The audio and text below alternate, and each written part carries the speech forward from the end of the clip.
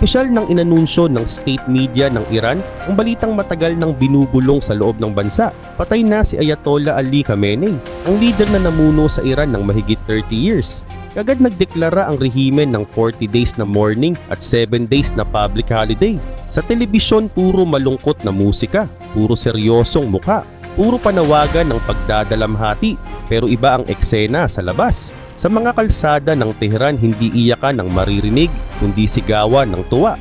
May mga sumasayaw, may mga nagwawagayway ng bandila, may mga nagtitipon-tipon sa Fars, sa Nuradabad, sa Karak.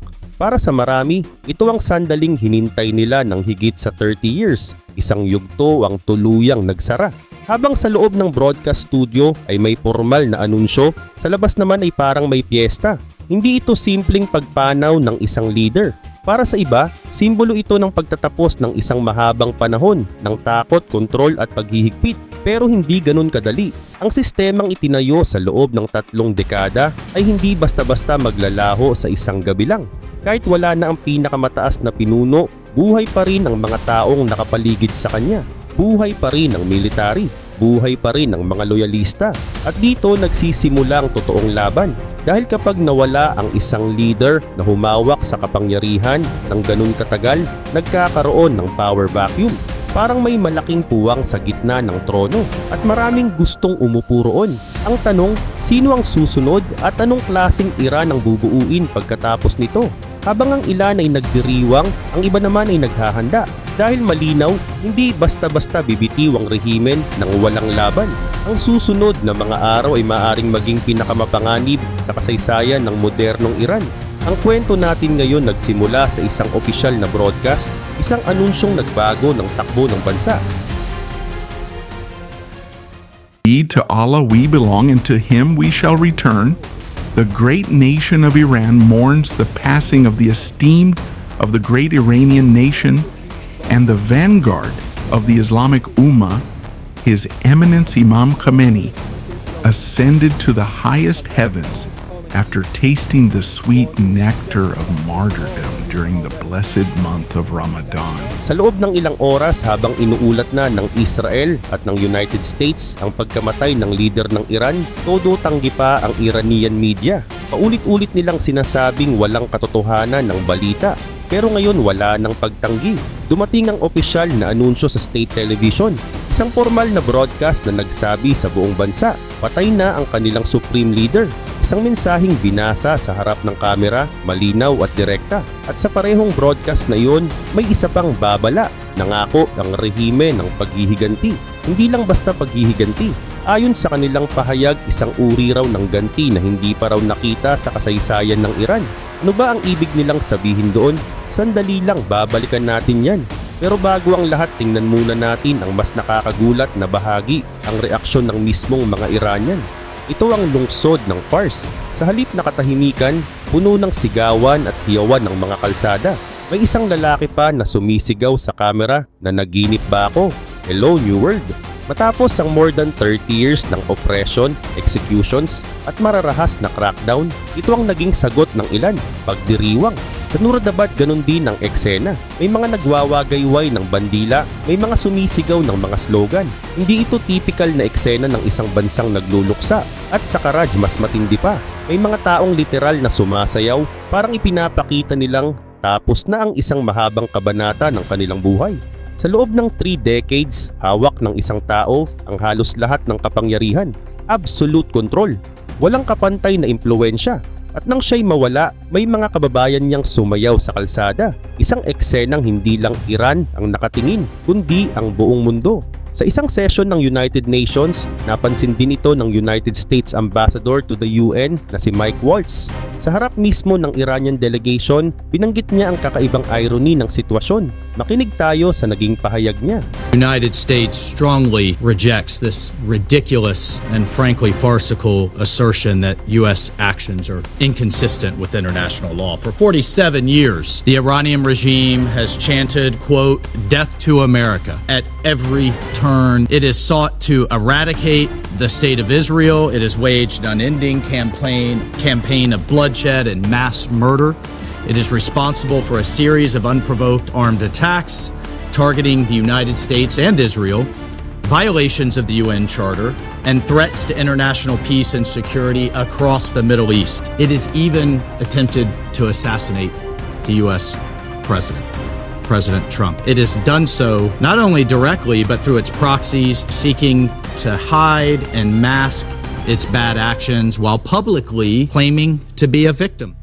Sa ilang lungsod, may mga paramilitary forces na agad naglabasan sa kalsada. Ang grupong ito ay bahagi ng ERGC. Sila rin ang matagal nang ginagamit ng Estado para kontrolin ng mga protesta. At ngayon nagpapatrol na sila, may dalang armas, at may mga ulat na nagpapaputok sila sa mga taong nagdiriwang. Ito rin ang parehong security force na sangkot sa malawakang pagpatay noong January. Isang crackdown na ikinamatay ng tens of thousands na Iranian ayon sa mga ulat. Hanggang ngayon aktibo pa rin sila, loyal pa rin sa rehimen, at handa pa rin umanong bumaril ng sibilyan kung kinakailangan.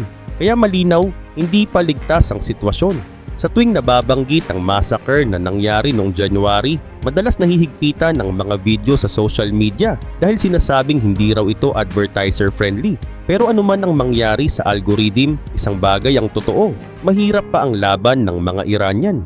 May uphill battle pa silang haharapin. Pero sa pagkakataong ito, may isang bagay na wala sila noon, foreign help, at isang rehimen na nasa gitna ng kaguluhan.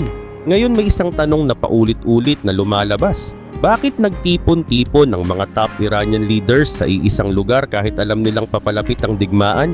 Ang sagot, simple lang. Hindi na sila nagtitiwala sa electronic communication. Matagal nang may kakayahan ng Israel na i-hack ang komunikasyon ng Iran. Ilang taon na itong issue. At marami ang nakaalala sa naging operasyon ng Mossad laban sa Hezbollah gamit ang mga pager devices. Isang operasyon na nagpakita kung gaano kalalim ang kayang pasukin ng intelligence networks. Dahil dito, alam ng Iranian leadership na compromised ang kanilang digital systems. Hindi na sila kampante sa phone, sa encrypted apps, o kahit sa internal network nila. Kaya mas pinili nilang mag-meeting ng personal para masigurong walang makaka-intercept ng kanilang plano. Pero may kapalit ang desisyong iyon. Kapag nagsama-sama sa iisang lugar ang pinakamahahalagang tao sa isang rehimen, nagiging mas madali silang target at doon nagsisimula ang ibang klase ng problema. So in close coordination with the government of Israel, the United States has taken lawful actions to address these threats in line with Article 51 of the Charter of the United Nations. And Mr. President, I'll just say on a final note, you know who is not complaining tonight? You know who is not citing the vagaries of international law? You know who is celebrating in the streets around the world? The Iranian people. Mr. President, maybe, perhaps just maybe, they will finally be free. Nang matukoy ng intelligence ng United States at Israel na may high-level meeting na nagaganap sa loob ng compound ni Ayatollah Ali Khamenei, kasama mismo ang Supreme Leader at ang kaniyang pinakamalalapit na opisyal, nakita nila ito bilang isang bihirang pagkakataon at doon sila umatake. Ayon sa mga ulat, 30 bunker buster bombs ang ibinagsak sa compound. Hindi ito simpleng strike, layunin nitong siguraduhin na walang matitirang duda, walang second chance, walang makakatakas. Pero may isang detalye na hindi inaasahan. Hindi raw nasa bunker si Khamenei nang mangyari ang pag-atake. Nasa itaas na bahagi siya ng compound, hindi niya alam kung ano ang paparating. At dito nagsisimula ang mas malaking krisis, ang succession crisis. Sa loob ng 36 years, hindi pa hinarap ng Iran ang ganitong sitwasyon. Isang biglaang pagkawala ng Supreme Leader sa gitna ng tensyon at digmaan. Bago pa magsimula ang giyera, iniutos umano ni Khamenei sa bawat political at military official na maghanda ng 4 possible successors. Hindi isa, hindi dalawa, kundi 4 sakaling sabay-sabay silang targetin. Pero iba ang posisyon ng Supreme Leader.